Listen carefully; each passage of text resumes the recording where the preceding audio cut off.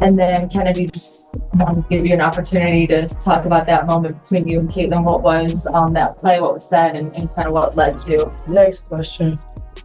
Yeah, I mean, like, it seemed like she turned you a little bit. Yeah. After I ain't answering no Caitlin Clark questions. did she say anything to you? I don't know what she said. What'd you say to her? I didn't say anything. That's enough. We're good. Chicago didn't wait around after that.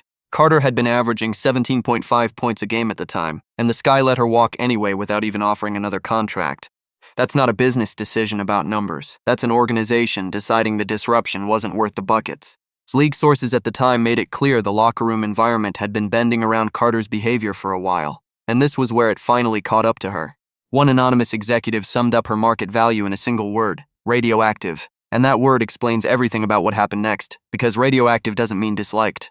It means nobody wants to be anywhere near you when the cameras are rolling. Every one of the other 11 WNBA teams looked at Carter's tape, looked at her production, and passed. All of them. Silence across the entire league. Seriously, she needs to do whatever she can to get some help, get her anger under control, where she will not have another incident like the one where she slammed into Caitlin Clark, but she's out of the league. Stop was Mexico, suiting up for Adelita de Chihuahua, then over to China to play for Wuhan Shangfang. And she actually balled out over there, averaging 31.4 points a game and winning Chinese League MVP. Numbers like that would make her a top scorer in the WNBA too. But it didn't matter, because the league had already made its decision about her before she scored a single point overseas.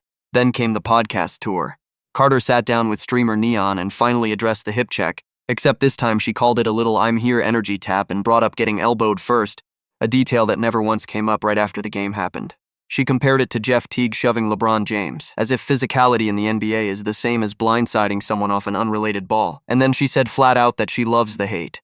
Not exactly the tone of someone trying to make things right, and definitely not the same woman who wouldn't answer a single Clark question when it actually mattered. So I'm just like, it's like one of those things, like, it happens in basketball. I know people try to say, oh, it's not one of those things. It's not a personal thing. It's a competitive thing. It happens in basketball, and like it's just one of those things. But like, yeah, it's kind of what happened. Then it spiraled out of control, and then the media takes whatever narrative they want to you put out. Watch every single game to see if you can find any deflects in my game, and like, it's really nothing that you probably could say too much about. So then you have trolls, and that's why I said they're gonna be around regardless.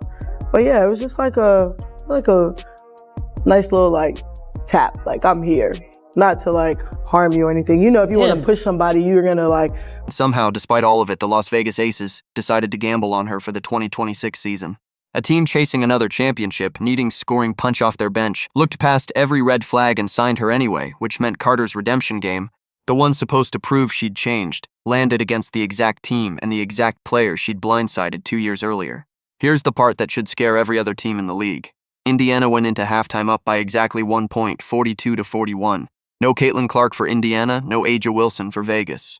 And somehow the game still felt like a coin flip heading into the locker room. That's not domination. That's two teams trading shots for 2 straight quarters with neither able to pull away. Also into the ballgame for the Aces is Chennedy Carter, who is one of the front runners for 6th Player of the Year. She is the best scorer off the bench right now in the league. The first half was messy in the way close games always are.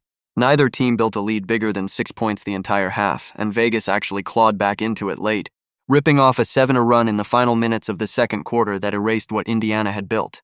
Kelsey Mitchell had 12 at the break. Jewel Lloyd matched her with 12 of her own for the Aces. And it took a Lexi Hull jumper right at the buzzer just to hand Indiana that 1-point cushion going into half. Without that shot, the Fever walk into the locker room down. They'll have 6 seconds to work with if they get it here. I would deny Kelsey Mitchell and not let her catch it. She's got it. Lloyd and Young make her give it up. Hull off the bounce, mid-range, got it! Indiana came into this one off a 7-day break, and Stephanie White wasn't treating it like a vacation.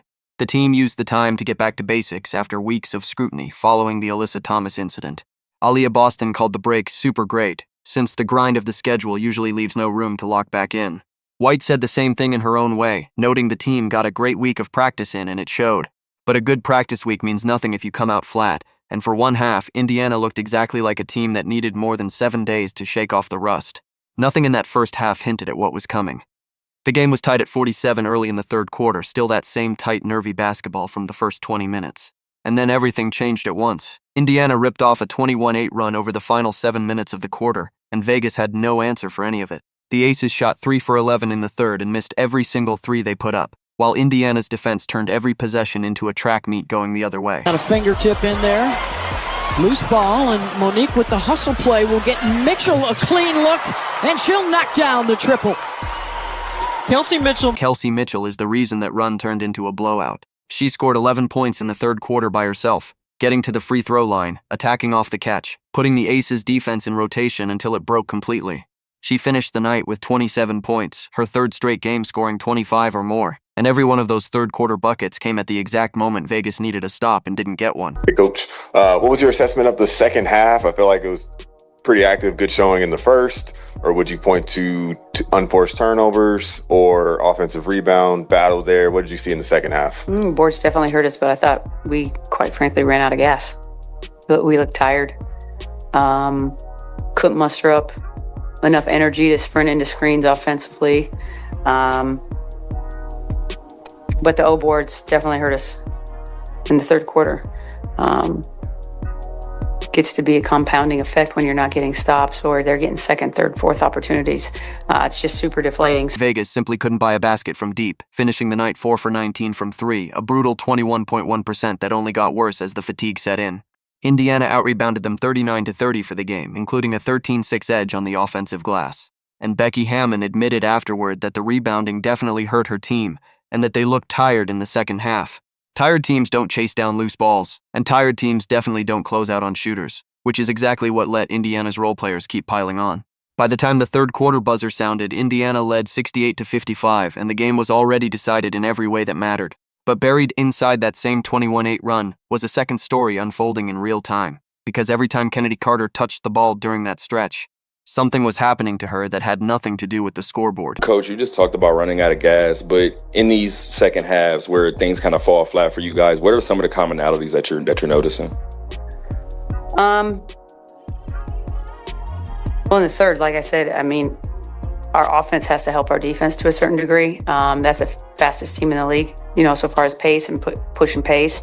So when we're either taking quick shots or not good shots, they're just off to the races, and it puts your defense behind right away. 0. That's the number sitting next to Chennedy Carter's name on the final box score. And if you're an Aces fan, that number should embarrass you.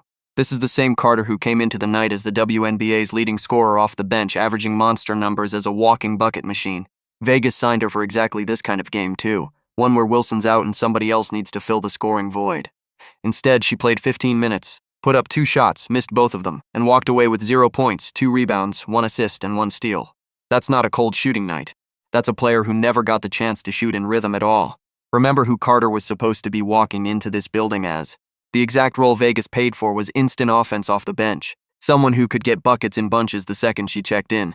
Instead, she looked completely disengaged out there, like she didn't even want to be on the floor. And the Aces as a team scored a season-low 68 points, with their supposed offensive spark doing nothing to stop it. Number 7 in black. Raven trying to go to work on her. Hines Allen swings it around to Cunningham. Top 5 in the WNBA from downtown. Raven. Sophie Cunningham's assignment tonight was Carter, and it didn't look like an accident. Both players came off the bench around the same stretches all night, which meant every single time Carter tried to get moving, Cunningham was already standing in front of her. This wasn't a coincidence of substitution patterns. This was a plan Stephanie White drew up specifically to make sure Carter never got comfortable. Cunningham fought through screens all night, denied catches before Carter could even turn around, and turned every single touch into a fight instead of a rhythm shot. That's the difference between guarding someone and erasing someone, a normal defender contest shots.